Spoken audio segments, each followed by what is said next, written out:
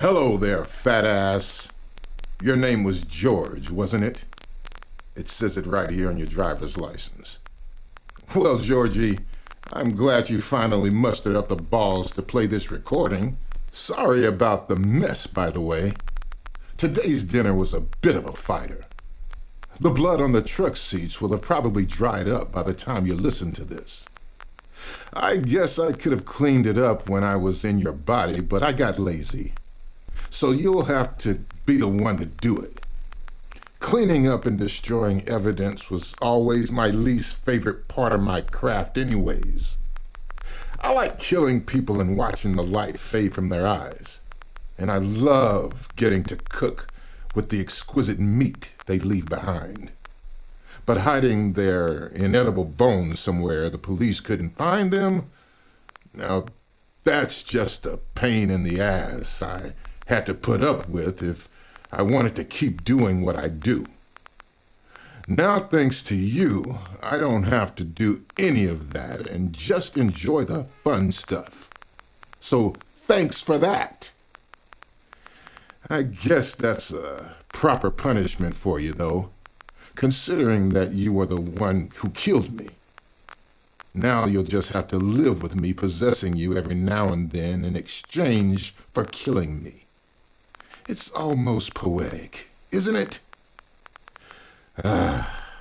It just occurred to me. This is the first time you and I talked since you ran over me, isn't it? Well then, I suppose I should properly introduce myself. My name is Timothy James. I'm the guy you ran over like a stray dog on the streets and apparently fed to the pigs. You know, I almost have to admire the efficiency in that. Anyways, I'm a chef by trade, and my favorite ingredient to work with is human meat. But as you can imagine, human meat is a little hard to come by. So what's a chef to do when his favorite ingredient is unavailable to him but to make some himself? A lot of people give up their bodies for science or whatever, but never for culinary arts. It's a shame, really. I think human meat would be much more popular otherwise. You should see my restaurant. I've heard some cannibals say that human meat tastes similar to the noisy guys you have in your truck there. Apparently, that's why human meat is often called long pig by people too squeamish to call it what it is, but still desperate enough to eat it. To be frank, I can't taste the similarity at all. The flavors couldn't be more different, and of the two, human flesh is far more exquisite. Though I suppose it probably does taste roughly the same for the ignorant masses who wouldn't be able to tell the difference between filet mignon and a discount steak at Denny's. Really, they're the real uncultured swines. Which is why none of them notice when I serve them human meat disguised as pork at my restaurant. Now, since I know you're a massive wuss, I also know that you're probably vomiting your stomach out right now. If you didn't, then congratulations on having a stronger stomach than I thought. If you did, then you might see a few chunks of meat in that pool of puke on the floor of your truck. That, my gracious, if not unwilling host, are the remains of a Mr. Ronald, who owned a diner in the last town I stopped at while possessing your body. Oh, I filled your truck up for you too while I was at it too. So you're welcome for that.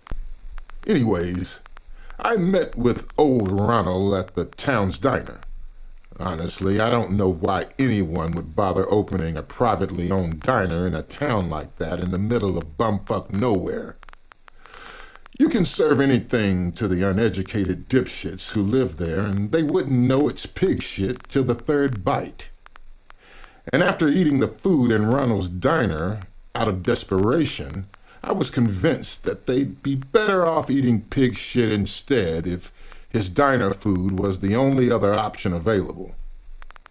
There was no way I'd have tolerated taking more than one bite from his disgusting slop had your stupid body not been literally starving. I told him as much and, well, he didn't take too kindly to that. Have you ever watched Kitchen Nightmares? That show hosted by that really angry English guy who shouts at delusional owners. Well, if that fancy little English boy had tried to pull his shit at Roger's diner, then he would have had his teeth kicked in.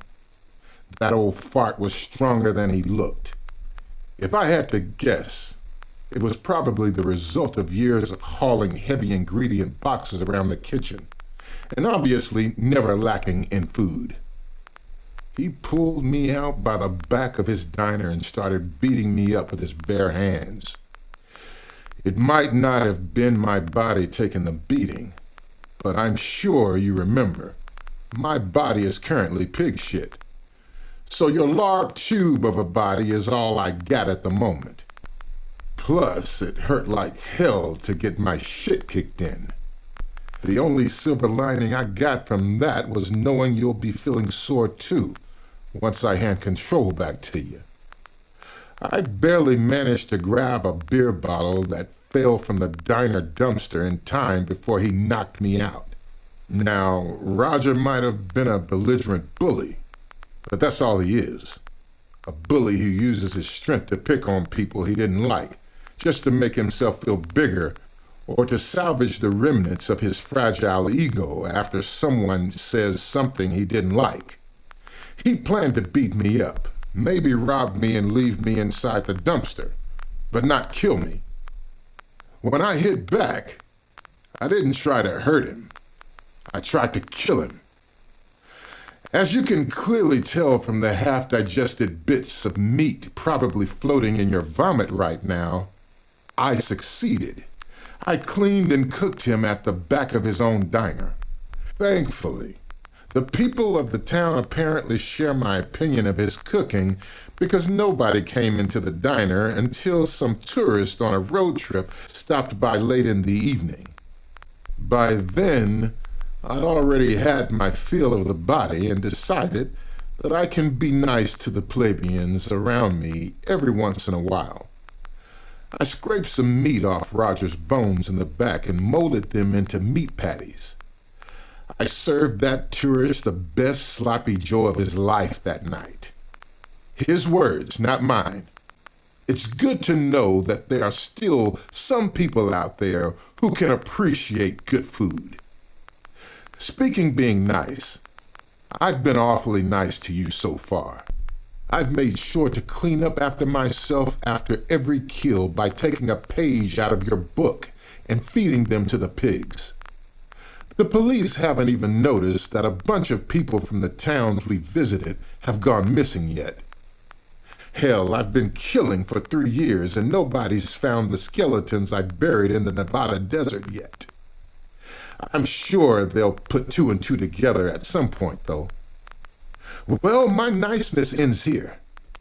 I'm not going to be so picky about when and where I hand control back to you anymore. The next time I possess you, be ready to wake up in front of a bloody plate with a half-eaten corpse next to it. When that happens, it's up to you to get rid of the body. I know you won't eat it, but if you were smart enough to dispose of my body, then you can figure out things for yourself. You gotta deliver these pigs at some point, so I know they can't clean up my leftovers forever. But after tonight, corpse disposal will officially be your problem, not mine. I might be risking capture by entrusting such a delicate process to a dumbass like you, but guess what? I'm dead. I got nothing to lose. You don't either, with your worthless life. But I know you're far too much of a coward to give up yourself. You're the sort of person who'd rather dispose of the corpse of someone you ran over than call the police after all. I know you'll keep this up for as long as you're able, until you either crack from the pressure or the police find you because of a slip-up you made.